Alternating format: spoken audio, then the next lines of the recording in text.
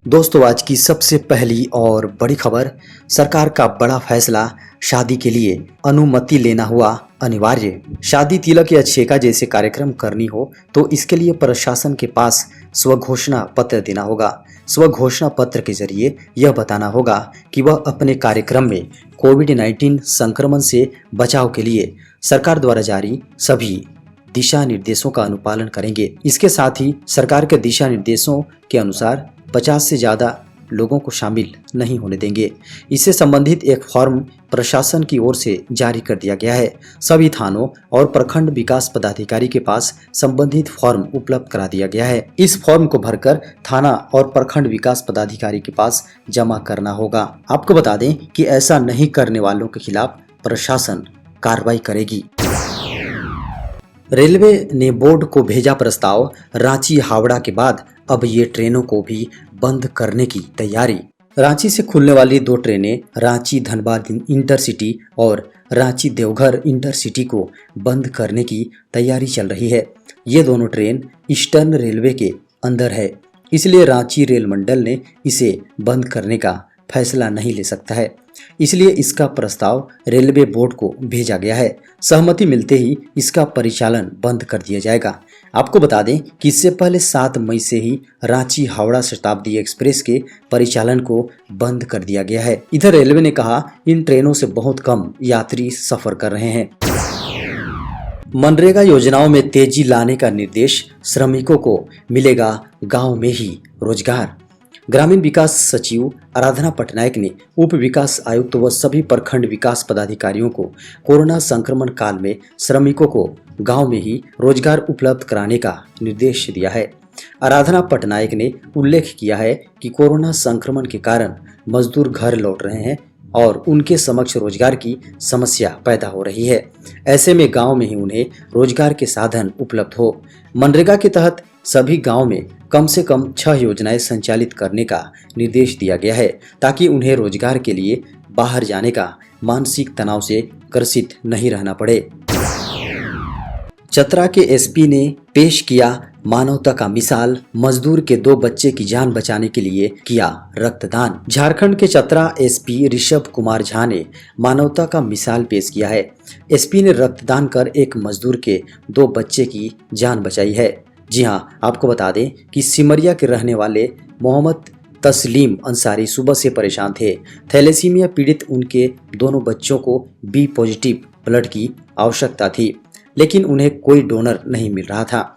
इसी दौरान मोहम्मद तस्लीम ने सीधे एसपी ऋषभ कुमार झा को फोन लगाया और कहा कि उनके दोनों बच्चे थैलेसीमिया से पीड़ित हैं। दोनों बच्चों की जान बचाने के लिए ब्लड चढ़ाना आवश्यक है। एसपी ब्लड बैंक पहुंचे और खुद ही रक्तदान किया। केंद्र की नई गाइडलाइन, अस्पतालों में इलाज कराने के लिए जरूरी नहीं कोरोना टेस्ट। केंद्र सरकार ने इलाज के संबंध में नई गाइडलाइन जारी की है। इसके तहत अब अस्पतालों में इलाज कराने के लिए कोरोना संक्रमण का टेस्ट अनिवार्य नहीं होगा। अस्पतालों में मरीजों को भर्ती कराने की राष्ट्रीय नीति में संशोधन किया गया है। कोरोना संक्रमण को देखते हुए पहले यह गाइडलाइन थी कि अस्पतालों में एडमिट होने के लिए कोविड पॉजिटिव रिपोर्ट अनिवार्य थी। नए बदलाव के तहत अब रिपोर्ट की अनिवार्यता खत्म कर दी गई है। आपको बता दें कि पहले रिपोर्ट के चक्कर में मरीजों को काफी परेशान होना पड़ता था। जांच के लिए सैंपल देने के बाद रिपोर्ट के इंतजार में मरीजों की स्थिति बिगड़ जाती थी। कई मरीजों की तो जान भी जा चुकी है। गोलियों की तड़तड़ाहट से गूंजा राजधानी रांची। राजधानी रांची के पौष इलाके में 2 गुटों के बीच विवाद में गोलीबारी हुई है, जिसमें 4 लोग घायल हो गए हैं। यह घटना डोरंडा थाना क्षेत्र के मेकॉन कॉलोनी से निकले वाले गेट नियर सैटेलाइट चौक के पास हुई है, जहां रास्ते के विवाद को लेकर 2 गुटों के बीच झड़प हो गई। विवाद इतना गहरा गया कि एक गुट के द्वारा गोलीबारी कर दी गई, जिसमें 4 लोग घायल होने की सूचना है। गोलीबारी की घटना के बाद मौके पर गई थाना की पुलिस और पुलिस के वरीय अधिकारी पहुंचे हुए हैं। पुलिस ने मौके से गोली का एक खोखा बरामद किया है। वहीं भारी संख्या में पुलिस बल तैनात हैं। दीपक प्रकाश ने कहा, रूपा तिर्की पूरे राज्य की बेटी, न्याय दिलाने के लिए संघर्ष करेगी बीजेपी। भारतीय जनता पार्टी का प्रतिनिधिमंडल रांची के रातू गांव पहुंचा। प्रतिनिधिमंडल का नेतृत्व प्रदेश बीजेपी अध्यक्ष दीपक प्रकाश ने किया। प्रतिनिधिमंडल रातों गांव में जाकर दिवंगत महिला थाना प्रभारी रूपा तिर्की के परिजनों से मिला। बीजेपी प्रदेश अध्यक्ष दीपक प्रकाश ने परिजनों को सांत्वना दिया। उन्होंने कहा कि रूपा केवल एक परिवार की बेटी नहीं थी, वो पूरे समाज और राज्य की बेटी थी। दीपक प्रकाश ने कहा कि रूपा तिर्की को न्याय दिलाने के लिए पूरी भारतीय जनता पार्टी हमेशा परिजनों के साथ खड़ी है। दीपक प्रकाश ने कहा कि वह पुलिस प्रशासन द्वारा मामले को अनदेखा किया जा रहा है, मामले की लीपापोती करने की कोशिश की जा रही है। उन्होंने कहा कि जनप्रतिनिधियों की अवमानना की जा रही है। झारखंड बिहार के प्रवासियों को लेकर गोवा से चलेगी स्पेशल ट्रेन। गोवा से लगातार हो रही झारखंड बिहार के प्रवासियों की घर वापसी के मद्देनजर रेलवे ने गोवा से बिहार के लिए फिर एक स्पेशल ट्रेन चलाने का ऐलान कर दिया है।